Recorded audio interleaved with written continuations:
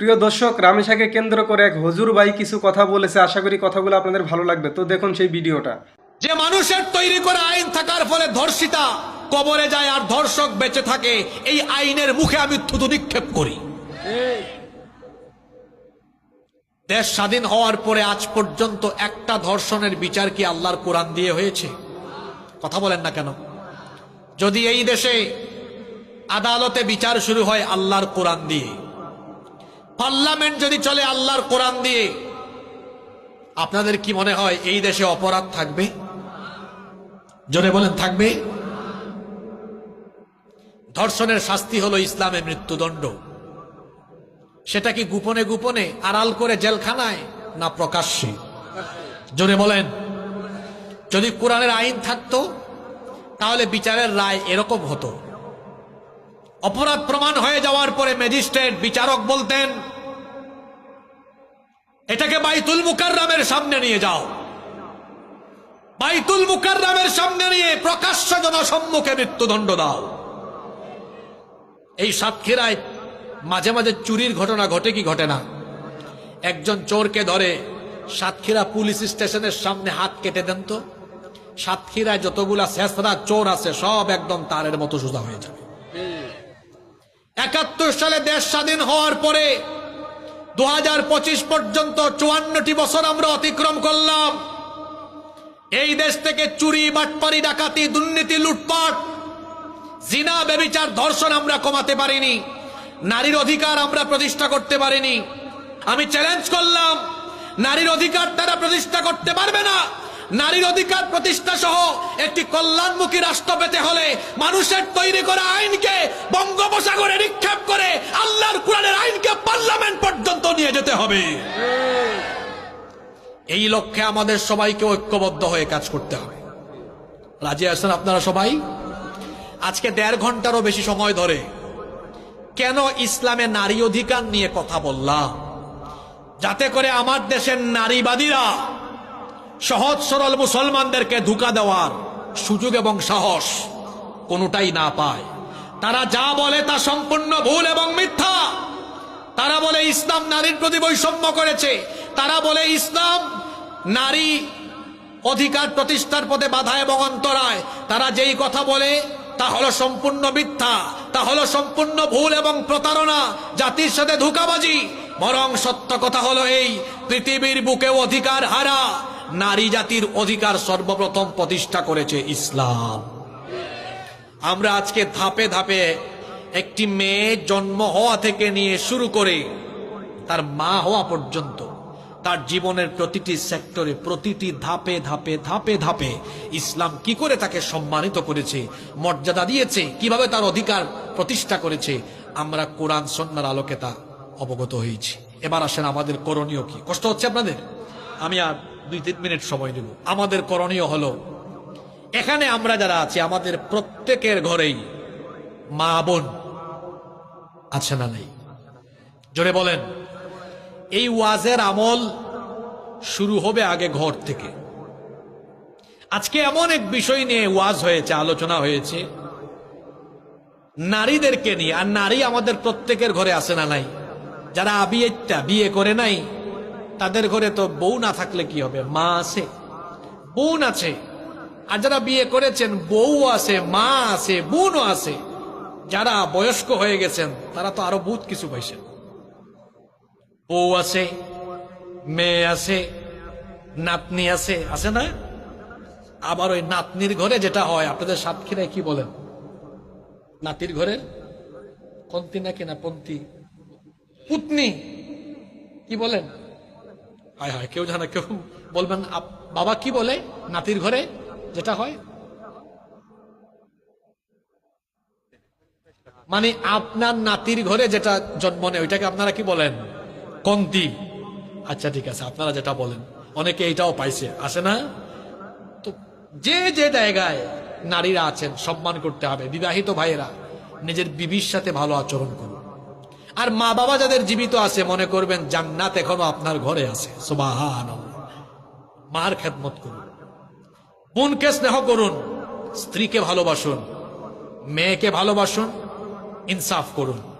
আর মা হোক বোন হোক, মেয়ে হোক, বউ হোক। কয়টা বললাম? মা হোক, বোন হোক, মেয়ে হোক, আপনার স্ত্রী হোক, 4 জনকে পর্দায় রাখা আপনার কি দায়িত্ব নয়? জোরে বলেন, দায়িত্ব নয়? আপনি ওয়াজে আসেন, নামাজে যান, ইসলামী আন্দোলন করেন, হজ করেন, জাকাত দেন, আপনার ঘরের নারী যদি বেপর্দায় থাকে, আপনার পরিচয় রসুল দিয়েছেন আপনি একজন দাইয়ুস।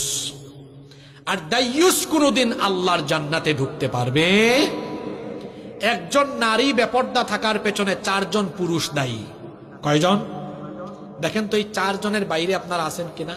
স্বামী, বাবা, বড় ভাই, বড় ছেলে, এই 4 শ্রেণীর বাইরে আমরা কেউ আছি? আপনি ঠিক থাকলে আপনার বউ বেপর্দায় যেতে পারবে? তবে আপনি আবার প্রথমেই ধমকাইয়েন না, একটু সুন্দর করে বলেন, একটু একটু ভালোবেসে বলেন যে দেখো তুমি যে সুন্দর, তোমারে দেখলে তো আমারই মাথা ঘুরে, আমি পাগল হয়ে যাই, তোমার এই সৌন্দর্য অন্য কেউ দেখুক এটা আমি চাই না, আমি তো এটা হজম করতে পারবো না, নিতেই পারবো না। আপনি এভাবে সুন্দর করে বুঝায় বলেন, আপনার বউ অটোমেটিকলি পর্দা করে ঘর থেকে বের হবে। আপনার মাকে বুঝান, আপনার বোনকে বুঝান, আপনার মেয়েকে ছোট্ট থেকে পর্দায় রাখুন। ইসলাম বিরোধীরা বলে এই মুল্লা মৌলবীরা পর্দার নাম করে নারীদেরকে ঘরের মধ্যে আটকায়া নারী উন্নতিতে বাধা দিচ্ছে। তো আমিও বলি, শিয়াল আসলে মুরগির স্বাধীনতা চায়। একবার একটা ঘটনা বলে শেষ করি, মনোযোগ আছে আপনাদের? একবার এক শিয়াল মুরগির খামারের পাশে গিয়ে ঘুরতেছে। তো মুরগির খামারে চতুর্দিকে নেট আছে, নেট। তো মুরগিরা বলতেছে, মামা আপনি আমাদের আশেপাশে ঘুরঘুর করেন কেন? শিয়াল বলতেছে, আরে তোদেরকে দেখে আমার এত মায়া লাগতেছে, দেখ আমার দিকে তাকা, আমি তো স্বাধীন, যে কোনো জায়গায় যাইতে পারি, কিন্তু তোদের মালিক কত জঘন্য, দেখ তোদেরকে আটকায় রাখছে, বন্দি করে রাখছে, তোরা যদি আমার মতো স্বাধীন হইতে পারতি। মুরগিরা বলতেছে, মামু আপনার মতলব তো আমরা জানি, আমাদের মালিক যদি আমাদেরকে আপনার মতো স্বাধীন করে দিত, আপনি আমাদেরকে ধরতেন আর মজা করে খাইতেন। শেয়াল যেমন মুরগির স্বাধীনতা চায়, তেমনি চরিত্রহীন লোকেরা নারীদেরকে ঘর থেকে বের করে বেপর্দা করে তাদের ইজ্জত লুণ্ঠনের ব্যবস্থা করতে চায়। এই সুযোগ আমরা হতে দিব? তার মানে কি এই যে আমাদের মা বোনেরা পড়ালেখা করবে না, কোথাও বের হতে পারবে না? বিষয়টা কি এমন? মোটেও তা নয়। আমাদের নারীরা পড়ালেখা করবেন, ঘরের বাহিরে প্রয়োজনে বের হয়ে যাবেন, সবকিছু তারা করতে পারবেন, চাকরিও করবেন, ব্যবসাও করতে পারবেন। শর্ত হলো পর্দা মেনটেন করে তিনি করবেন। কারণ এই পর্দার বিধানটা দুনিয়ার কোনো আলেমদের নয়, পর্দার বিধানটা কার? এই জন্য আমাদের ঘরের মা বোনদেরকে আমরা পর্দা করাবো। শোনেন, একটা কথা বলি শেষ দিকে মোনাজাতের আগে। আপনার কাছে প্রচুর টাকা আছে, প্রচুর ক্ষমতা আছে, আপনি কোনো মাদ্রাসার, কোনো স্কুলের, কলেজের প্রিন্সিপাল, অনেক সম্মান আছে আপনার, মাসের ঘের আছে, অনেক ব্যবসা আছে, অনেক টাকা আছে, চেয়ারম্যান, মেম্বার। কিন্তু শুনেন ভাই, আপনার পরিবারে যদি সুখ শান্তি না থাকে, আপনার এই টাকা পয়সা, ব্যবসা বাণিজ্য, আপনার এই রাজনীতি, কোনো কিছু দিয়ে আপনি মনের সান্ত্বনা আর মানসিক প্রশান্তি আপনি পাবেন না। আর যদি আপনার পরিবারটাকে আপনি দ্বীনের পরিবেশে গড়ে তুলতে পারেন, আপনার পরিবারটা যদি দ্বীনি আদলে, দ্বীনি পরিবেশে আপনি সাজাতে পারেন, টাকা যদি কম হয়, পয়সা যদি কম হয়, সম্মান যদি আপনার কমও থাকে, বিশ্বাস করেন আপনি 24টা ঘন্টা একটা প্রশান্তির ভেতরে থাকতে পারবেন। সুবহানাল্লাহ। এজন্য আমাদের পরিবারগুলোকে সুন্দর করে সাজানো দরকার। আমাদের মা বোনদেরকে, আমাদের সন্তানদেরকে, আমাদের ঘরের সবাইকে আমরা দ্বীনের আলোকে, কোরআনিক পরিবেশে, দ্বীনি পরিবেশে আমরা গড়ে তুলব ইনশাআল্লাহ। আল্লাহ তাআলা আমাদের সবাইকে তৌফিক দান করুন। দর্শক, হুজুর ভাই কিন্তু কথাগুলো সত্য কথাই বলছে। তো যাই হোক, হুজুর ভাইয়ের কথা যদি আপনাদের ভালো লাগে অবশ্যই ভিডিওটা অনেক শেয়ার করে দিবেন আর কমেন্ট করে আপনাদের মূল্যবান মতামত জানাবেন। আমাদের ভিডিওর আপডেট পাওয়ার জন্য আমাদের আইডি অবশ্যই ফলো করে রাখবেন। ধন্যবাদ, ভালো থাকবেন। আমি বাবু বিদায় নিচ্ছি। খুদা হাফেজ।